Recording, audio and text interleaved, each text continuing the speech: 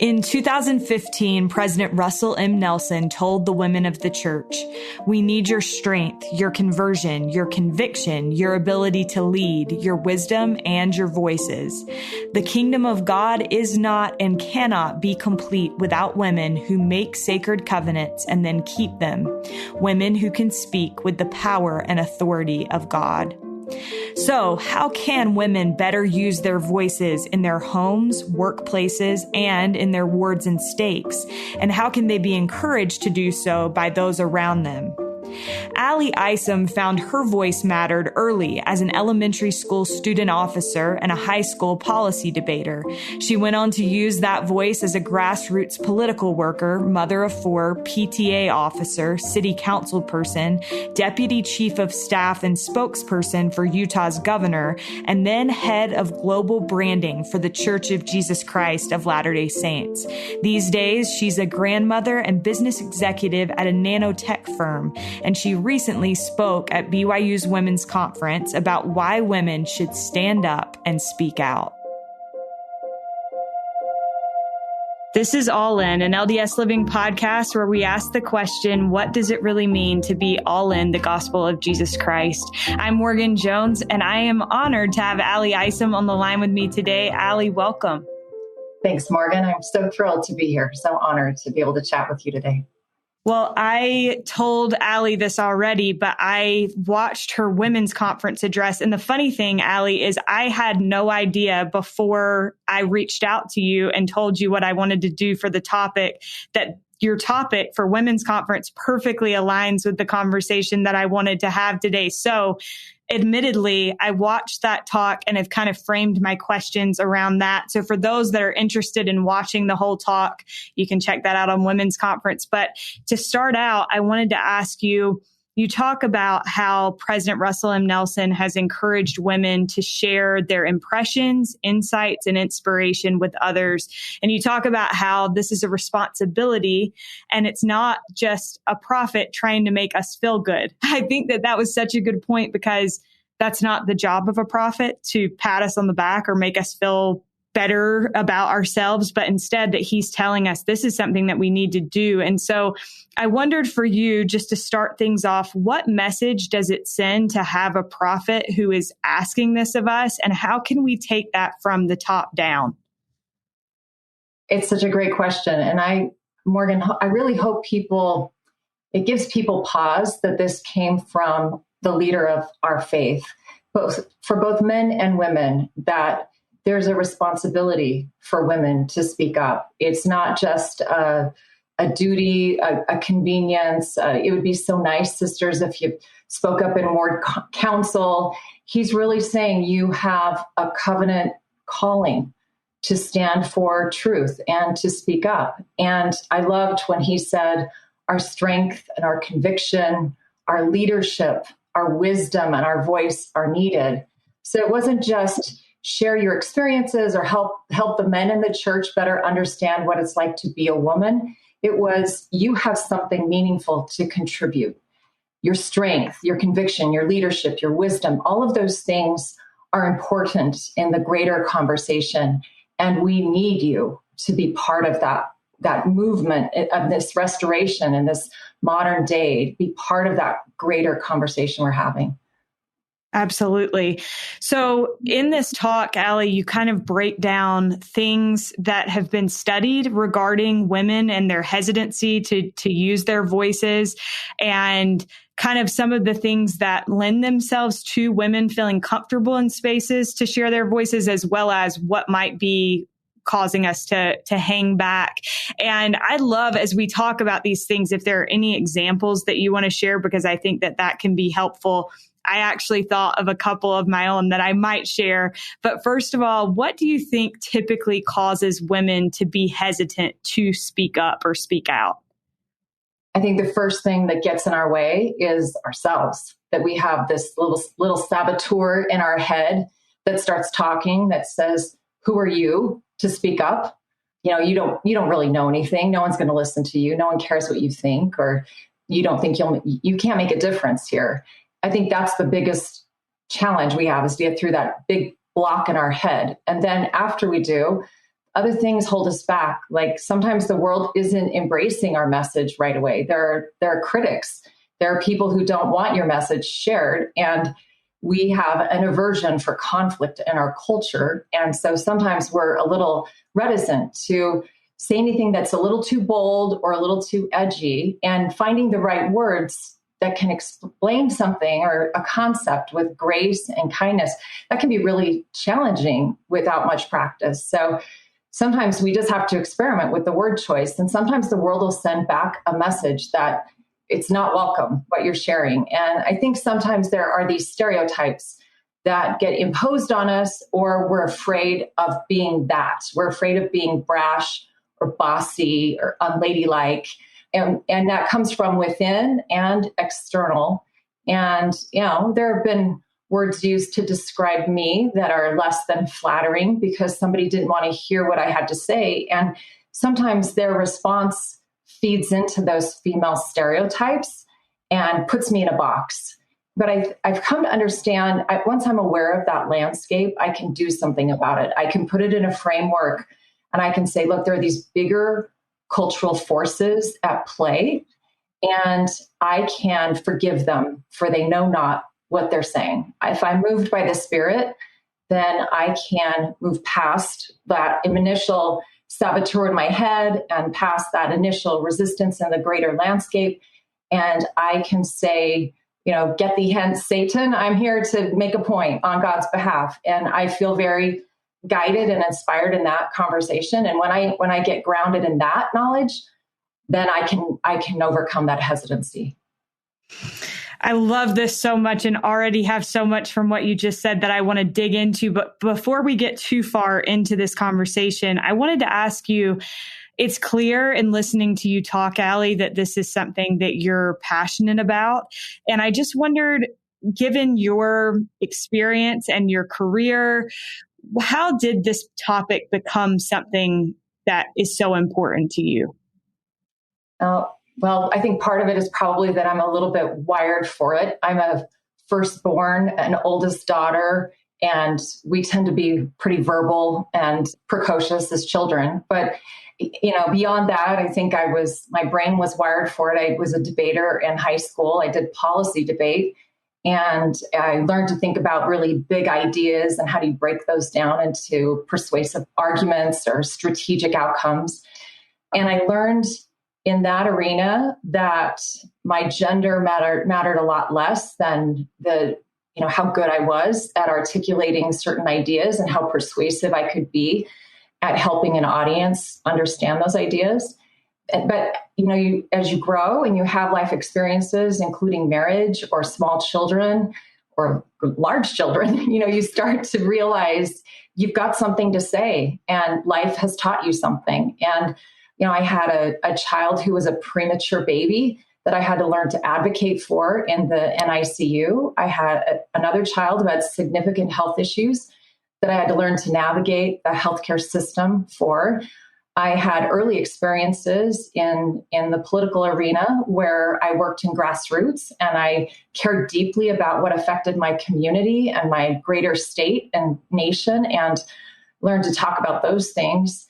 My experience in the governor's office was incredibly formative in helping me understand the importance of being in the public square and how many voices are needed in the public square. I'm a big believer that the more people around the table, the more stakeholders engaged, the better the outcome.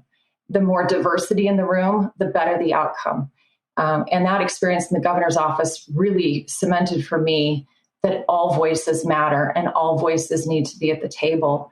And then I've had experiences behind closed doors in the governor's office and at the Church of Jesus Christ of Latter-day Saints with people who have a great deal of power or influence, people who are trying to make the world a better place.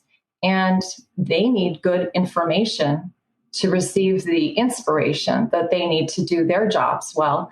And I learned to speak truth to power. And I really learned to rely on the Spirit to prompt me for both the timing and the substance of what I might offer.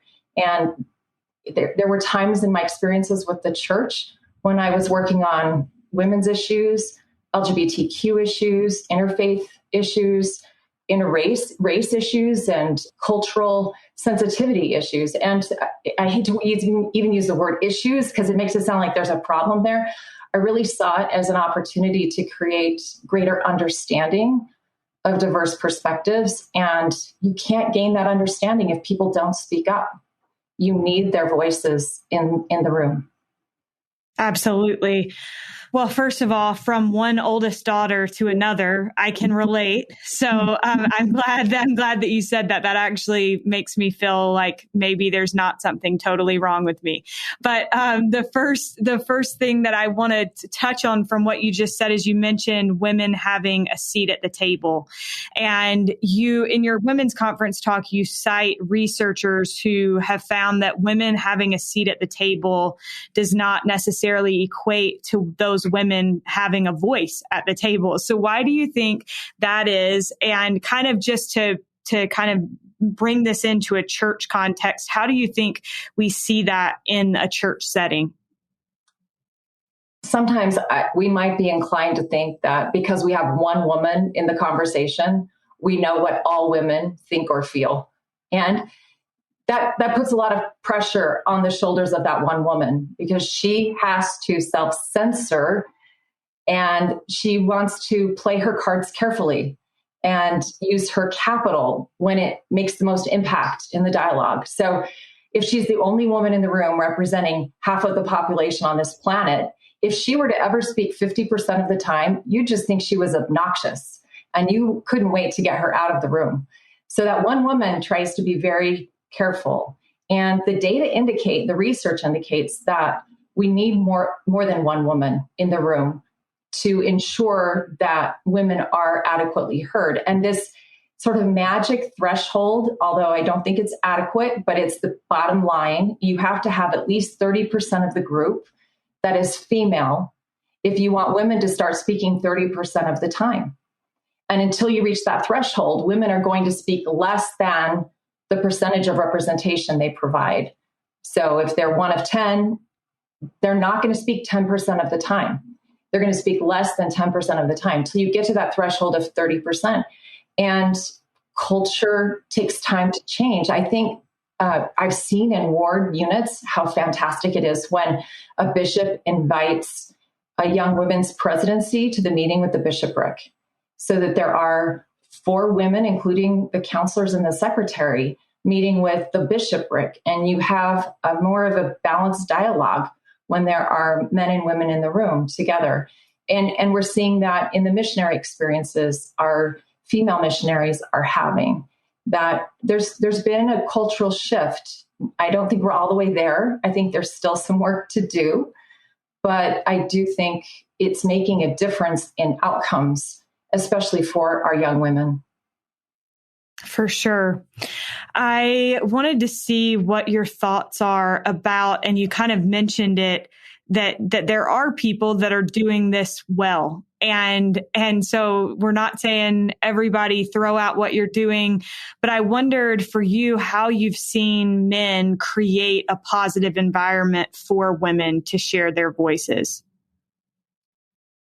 Oh, absolutely. I really appreciate when men are running a meeting or facilitating a dialogue, that they make an extra effort to be inclusive, that they intentionally ensure everyone's had a chance to speak, that if somebody isn't speaking up, particularly if it's a woman, that they're saying, we didn't hear from you. Could you please share your perspective? And then after she does share, it's not just check a box. Heard from the girl in the room. I listened to you. Let me ask questions about that. Or let me nod my head while you're speaking. Let me affirm the truth of what you just said. Let me validate the difference that it makes. And not only does that help me as the woman feel much more willing and comfortable in that greater dialogue, it signals to all the other men in the room how important my ideas and suggestions might be, how valuable I am to that greater dialogue. And it makes all the difference when it is that man in that prime position who does that. There's something that shifts the experiences in the room for everybody when the man in charge intentionally does that. And it's just as important, if that woman is facilitating, that she not commandeer a meeting, but that she models that inclusive, validating, engaging approach to dialogue. And it really is, how are we counseling together? Elder Ballard's book on counseling together is excellent on that point. That makes complete sense. I had the chance over the past few years, I've been released now, but I was in a stake relief society presidency in the young single adult stake in my area, and had the opportunity to serve with a couple of stake presidents that I think modeled that really beautifully.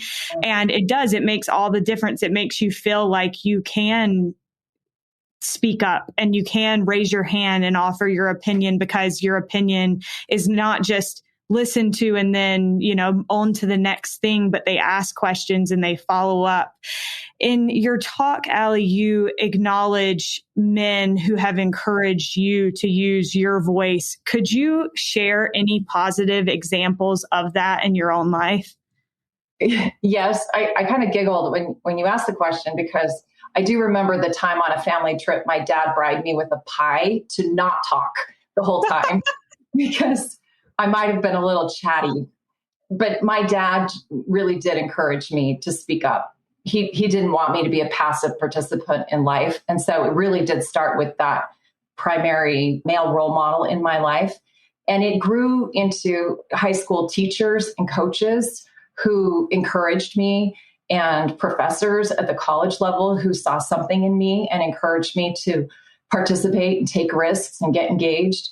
It includes managers who have overseen me, who have intentionally given me challenging assignments and put me out there.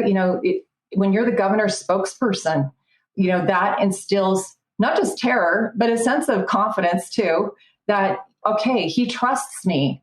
He trusts me to say the things that need to be said in a way that will be heard and understood.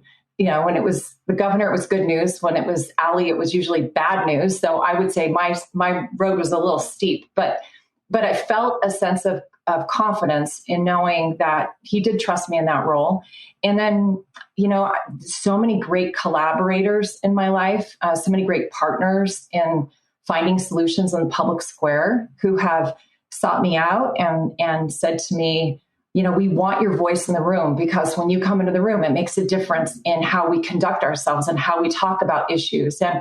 And women add a sense of healing and binding and weaving together that is intangible, but adds so much value to the discussion and that overall energy that comes across in collaborative teams.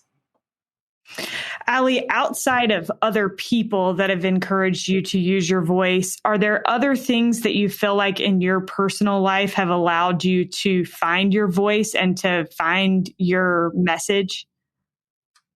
Absolutely. It's been a process. Morgan, it's just been such a process, largely driven by my inner voice and paying attention to that. It starts with personal study. I'm a big believer that my scriptures, materials I read, things I listen to, they're all platforms for the Spirit to communicate with me, to teach me, to help me understand. So if I'm reading a great book, sometimes that's a platform for the Spirit to help cement ideas and concepts in my heart. And I've spent a lot of time listening to other people and seeking role models that I think are really effective in this arena. They may not even be people I always agree with, but I do look for other women whom I think are effective at communication. And I pay attention to their delivery, their method of presentation, even their mannerisms and their affect. I tend to be a very serious person often, and sometimes that affect can feel threatening to, or even discouraging to people in the room, because they'll think I'm disapproving, when really I'm like, that's just my face at rest. It's not, I don't mean to offend. And so I watch like other women and realize, in those greater conversations, smiling and nodding while, you might feel like it feels superficial, it actually shows you're engaged and you're validating the other people in the room. And then also just seizing the moment, when when the Spirit prompts me to speak, sometimes I'm like, oh, I don't want to say that, not now. But when you react when prompted, the Spirit will teach you and others in the room. And in my talk, I mentioned courage isn't the absence of fear; it's the faith to move forward nonetheless. It's the fact that you just embrace your fear and step up when God taps you and says, I need you to do something for me. We've covenanted to go and do and stand in holy places and stand for truth. So, we step up. Absolutely. So, Allie, in your talk, you talked about, and first of all, thank you so much for sharing that. I loved in the talk, you talked about how our faith in God and our faith in ourselves are related because, like you said, we are God's. We belong to Him, and the purpose of this life is to help us become like Him. How do you think that we can best increase our confidence? Oh, there are 5 things that I talk about in my address. And one of them we just talked about, speaking from a place of identity and knowing our worth and our why. And the second one is get comfortable with being uncomfortable. This work isn't convenient and there's not a lot of ease in it. And I've been in lots of situations where it's like, okay, I'm starting to sweat, my heart is racing, and I don't want to say this and I don't want to do this, but I'm going to do it anyway, because it's never going to be easy when it matters a lot. The third one is focusing on the message God sent us to share and those needing to hear it. If it's about my errand on the Lord's behalf, then I can do it. I get all kinds of confidence and courage knowing God asked me to do this and I will do anything. I put my career and my life on the altar long ago, and I will do whatever God asked me to do. The fourth one is knowing the audience. If you know them, if you have walked a mile in their shoes or with them, if you know their heart and their fears and what motivates them, you can meet them where they are in their understanding and speak to their hearts. The Spirit speaks to people according to their understanding. So we need to know them well enough to know what they understand and meet them there and help guide them through whatever the discussion or dialogue needs to be. And then the fifth point is just to adopt a growth mindset. Get used to falling down and picking yourself back up again, and just keep trying, because the more often we speak up, the better we'll get at it. Allie, I want to dig into a few of those things, if it's okay with you. The first one, I think that I love what you said about needing to focus on our message and those that are hearing it or need to hear it. But I feel like one challenge that sometimes women have, and I think especially now in the day of Instagram and social media, is we feel like we need to be sharing something. But I think some women struggle to figure out, like, what is our message? What is the message that God wants me to share? How do you think that we find our message? Wow. It's so deeply personal if it's a personal message. If it's in a sphere where you have a calling or a career or even a public duty or responsibility, finding the right message is often about how do we get to the right solutions. And you break that down and God will guide you. But if this is about how do I just use my regular old voice as me in a place of influence or public dialogue, I always say, go back to that point I made about studying and finding a platform for the Spirit. Sometimes that's quiet time or sacred space. I've learned over time, and it's a lot easier now as a grandma and with my children out of the nest, I can find quiet time and space, sacred space to contemplate and really listen for God's guidance. But that didn't mean I wasn't privy to that when I'm raising my children and life is chaotic and I'm in survival mode and surviving on 4.5 hours of sleep every night. I felt like the Spirit guided me then too. And I have a disorder when it comes to Post-its, because They are all over my house because when the Spirit prompts me, I don't want to forget it. And if I don't write it down, I'll forget it. So I write it on a Post-it, or I have dry erase markers in my bathroom. And if you could see my bathroom mirror right now, as I hear things, as I'm listening to things, as I'm getting ready in the mornings and certain concepts strike me, I write them on my mirror. I have a mirror that covers almost the whole wall. And so it, like right now, there's a couple of to-do list items on there. There's a reminder to pick something up. And then I have like key concepts in this left-hand section of my mirror about, the objective is to be fully present, or we overcome racism by being better humans to other humans. Quotes I hear that I go, oh, I love that.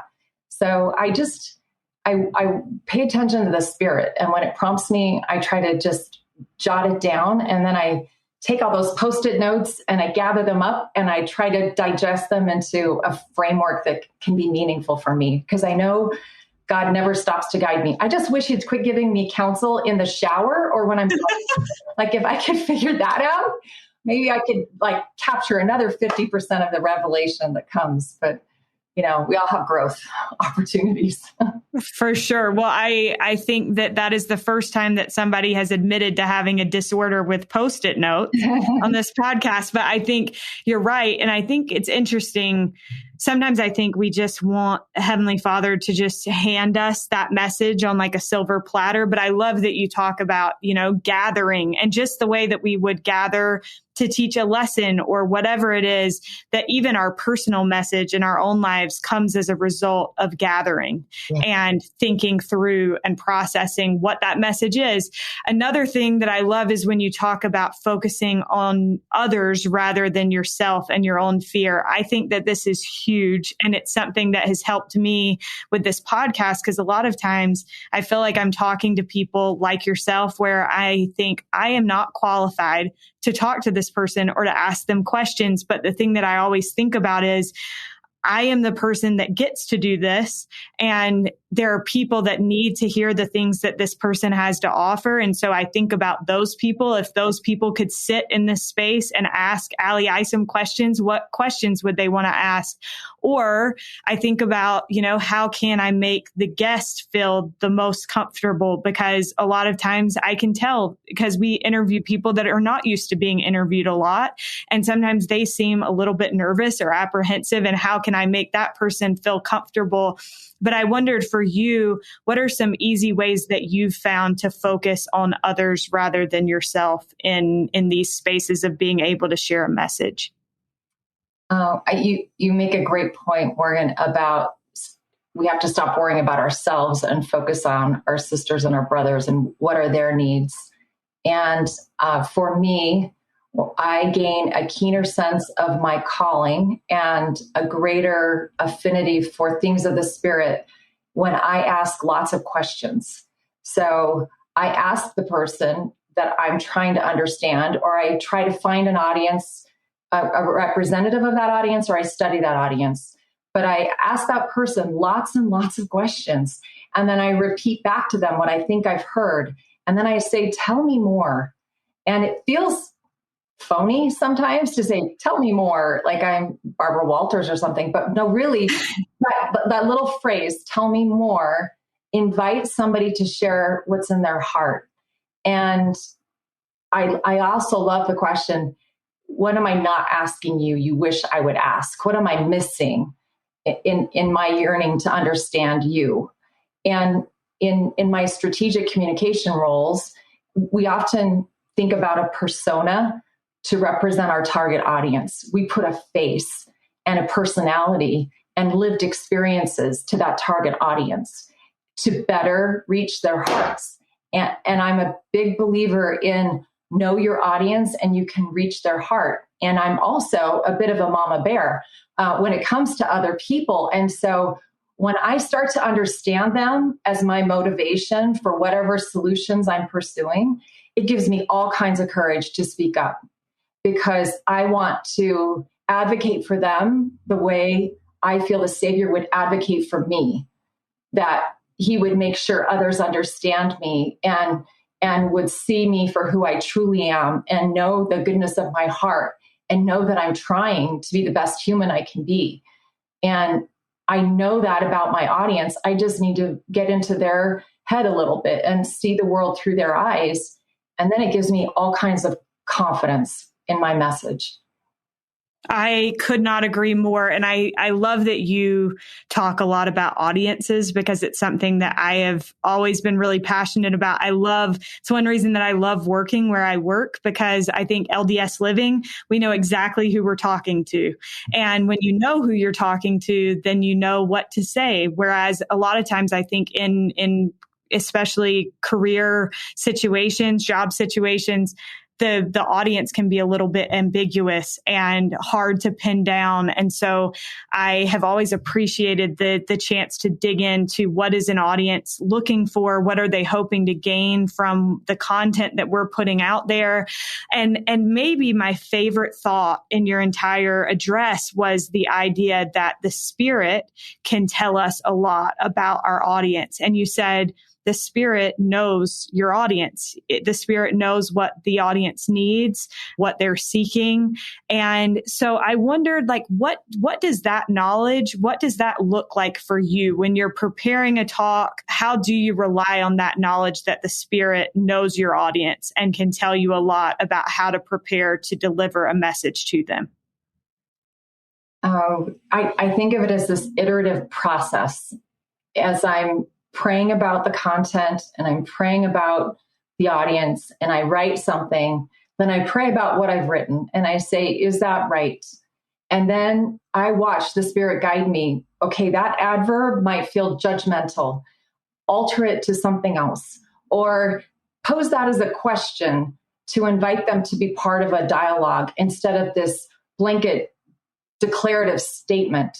And I feel the Spirit's guidance very much in that process. Now, let me be clear about this. Like, I'm no savant when it comes to things of the Spirit. Sometimes talks or messages I'm sharing, they just take a lot of time to prepare. And we have to be super, super patient with that process and understand that the Spirit's going to work with us. I think that is spot on. And I think it's, not only it's giving yourself grace to have that time and also giving that grace to other people. Allie, as you went through that time after, you were at the church, how long were you working for the church? I worked for the church for 6 years. Okay.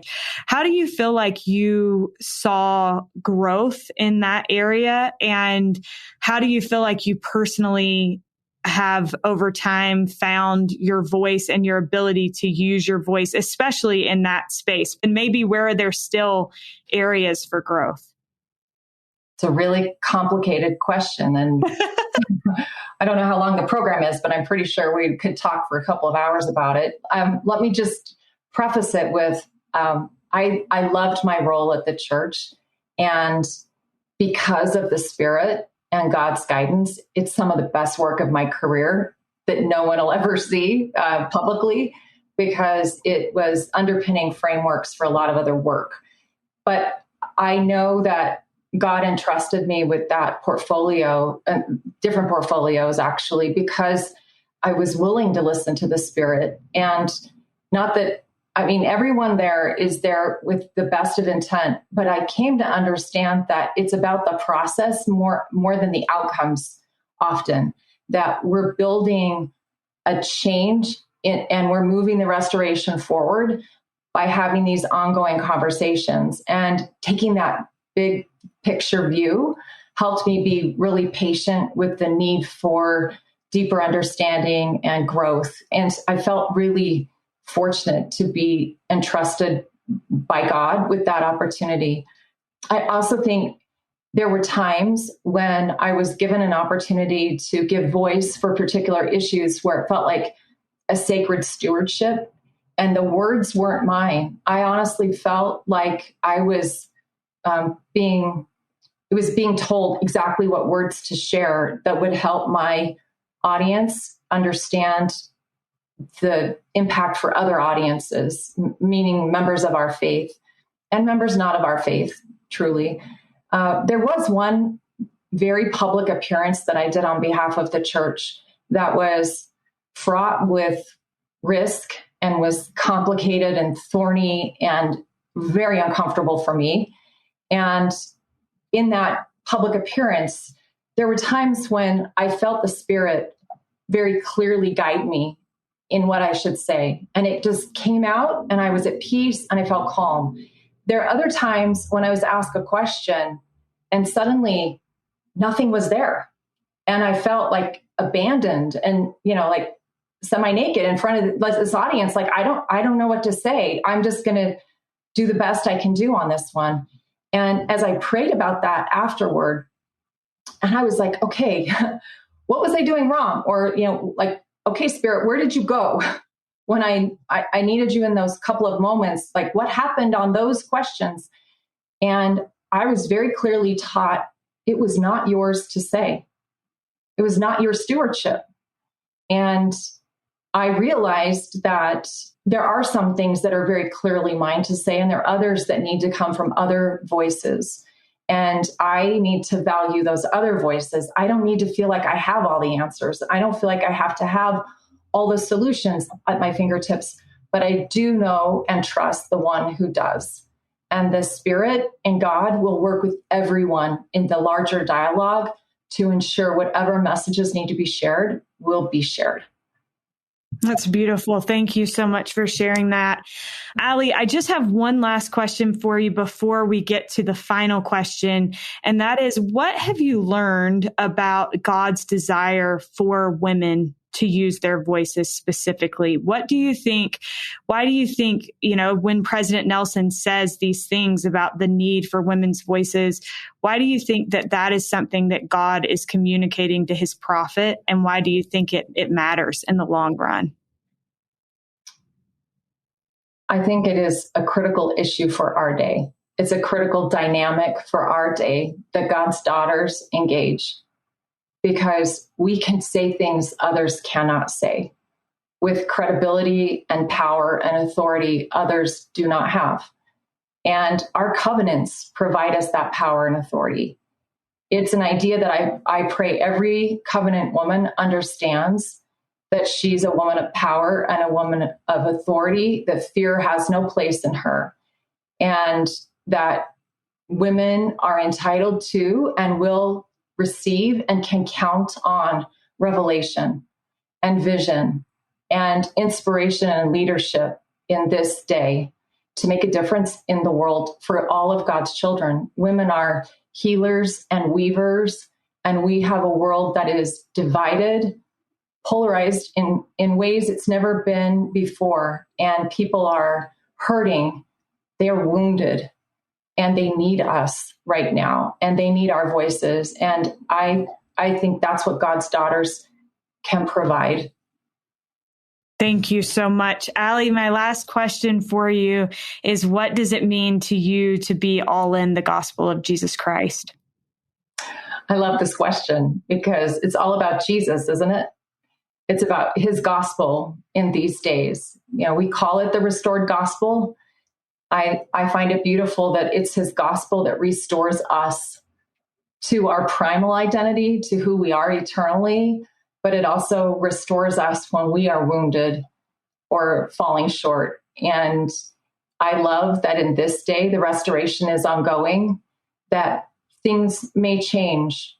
I'm not convinced that the church is in its final state, but the one thing that doesn't change is that we're all committed to our journey in following Jesus Christ and seeking his light. Thank you so much, Allie. It has been a blessing for me to be able to learn from you, and I so appreciate your time. Likewise, Morgan. Thank you so very much. It's been a great time with you as well. It means a lot.